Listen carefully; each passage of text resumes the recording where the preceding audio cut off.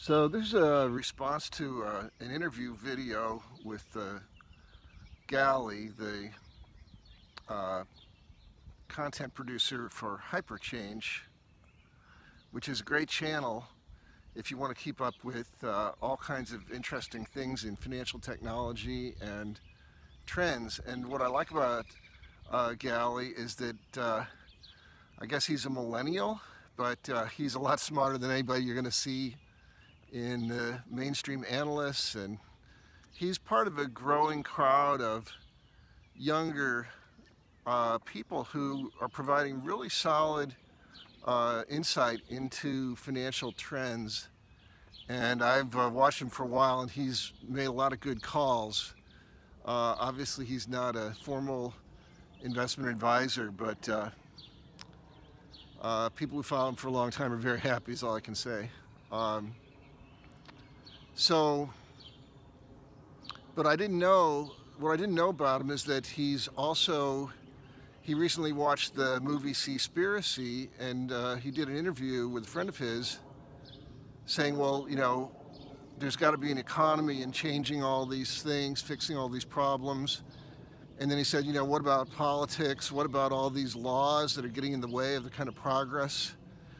And the thing I want to say to him and people like him is that I've been working on this stuff literally since I was 10, which started with Earth Day 1970.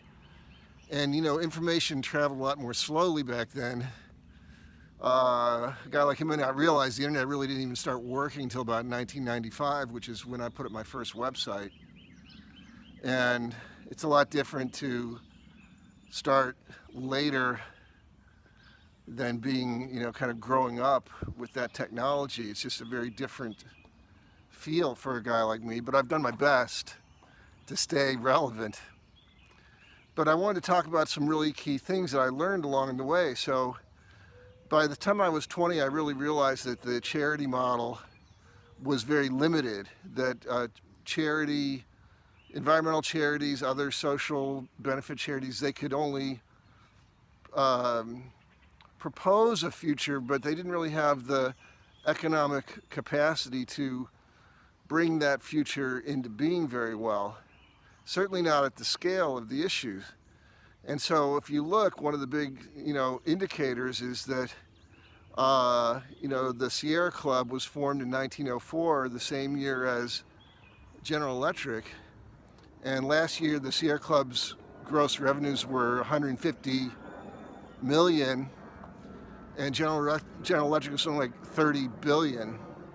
So it's no wonder that environmental interests always get the short end of the stick when it comes to political policies, because unless you're really visualizing carefully, it's hard to imagine where the economy is.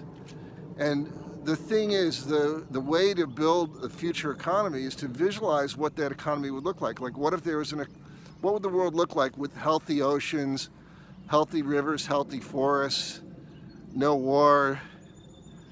What would that world look like? And then what kind of businesses would exist in that world? And the odd thing is, there's thousands of people building those businesses now. And so Vegan Launch, we're focused on, at the moment, we're focused on the vegan entrepreneurs, about 2,000 of them that are trying to raise capital, and they're failing because of the lack of liquidity, and the solution to the liquidity problem of mobilizing enough entrepreneurs. And so what you end up is a couple of winners, like Oatly just went public. That's a good thing, but there could be literally the dairy market is big enough. It's about $600 billion. That's enough to support, I don't know, the smallest Fortune 500 company is 5 billion. So roughly 100 Fortune 500 companies could fit inside, plant-based milk could fit inside the whole dairy industry. And that's the real scale of the issue that we're dealing with. So, a couple of, Oatly's the first one to go public, but we need way more. Like, they're not going to be big enough to handle that whole 700 billion, $600 or $700 billion dairy market. So we literally need to fund hundreds of startups just in that one space. And Vegan Launch is working on those kind of solutions. But what about the political side? What about getting those policies changed? Again, most people think policy is like, well, you've got some kind of lobbyist, some high-paid K Street attorney in Washington sort of pulling strings. But in the 90s, I co-founded and led in many ways. I was, let's say, co-leader of what became a small national environmental group. And we got a vote on the floor of the House. We had bills in the House and Senate. And probably our biggest achievement was literally having President Clinton reverse a law that he had signed in 1995. By 1996, he reversed the whole thing. And that allowed the forest, logging on the national forest to go down to its level from 1940. Because basically under various administrations, and then it really boomed under Reagan, it was just wholesale ecological destruction. And at the same time was economically unfair because the national forest was subsidizing the logging so that people who were destroying these last natural forests were only paying a dime per dollar of the normal market for wood. So not only was national forest logging destroying ecology, it was also destroying the economy. And a lot of people just don't get how things really work, but I do, and I've done it. Like that kind of thing is possible. We were a small group, but if you understand how things work, you can get a lot of things done. And how did I get there? Well, I started my first environmental company when I was 23. And it started as an energy and water conservation company. Our first product was water-saving shower heads. And the thing about then, the average shower head used in the United States used about 10 gallons of water per minute. And the new shower heads were coming out, but there were no regulations about water consumption in construction. The new shower heads only used about 2 gallons per minute. And the thing is that when you reduce the water flow, you also reduce the amount of energy used for heating. So our first big customer was Washington University in St. Louis, their dorms. They put in about, I think it was $12,000 worth of shower heads, and they saved over $200,000 a year in water and natural gas. Because I wanted to prove that there was an economy in conservation. And then new lighting technologies were coming out. But there's something, before the LED, there was something called the compact fluorescent light. And that saved a considerable amount of energy, although it was quite problematic technology in many other ways, including mercury and whatnot.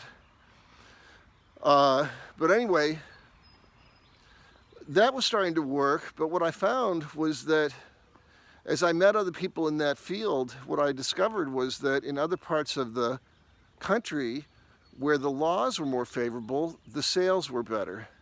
So there's this intricate or intimate relationship between regulation and economy. And knowing that, that's what inspired me to move to Washington, D.C. in 1990 and get involved in trying my hand at making policy. So after those two, roughly, the first project was about 7 years of building this conservation business. And then you could say I built a conservation-based nonprofit focused on changing policy.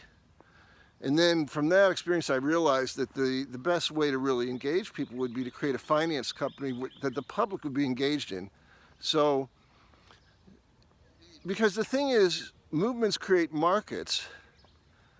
Like the organic food movement created the organic food market. There really should be no financial logic to the organic food industry if we're just going for cheapness. But the fact is, people value their health, and they're willing to put a price on that. And actually, if there were no subsidies to the oil industry, organic food would be a lot cheaper than what we call conventional food. And that's really the point here, is that actually saving the planet is much more cost efficient than what we're doing. It's just that because of the way economies evolve over time, the entrenched players have an advantage, and they want to keep the upper hand. So what I'm offering to Gali when he says, well, how do we change these laws? Right now we're in this new era where liquidity is moving downstream. The average person can invest in startups now using the right technology platforms and the right law. And this is going around, this is happening in the US as well as around the world. And then also, what we did in the 90s is we kind of gamified the legislative process to get people involved. So ideally, if we've got people, broad-based share ownership in the emerging economy, and also broad-based taking responsibility for policy. Most people just sit on their hands and they just give up because they don't know how easy it is really to change policies if you get organized properly. But it's very hard to organize when people are volunteering. That's why the industries always have an upper hand. They pay retail for their lobbyists, whereas we always had to use volunteers. We had the upper hand because our volunteers really put their heart into it. But in the new emerging economy that we can see, it makes sense that people are investing with their heart, and then they can also be activists with their heart. So now, finally, there's an alignment between ecology and ecology and economy, and it's only another step between the alignment between ecology, economy, and policy. So my invitation to Gali and people like him is that we get together and we look at the values. What I was so excited by is because I didn't know before, about a week ago, that he really shared my values. And he's maybe 30 years my junior, and right at the time where he can really make a huge difference, but I don't want him to have to reinvent the wheel.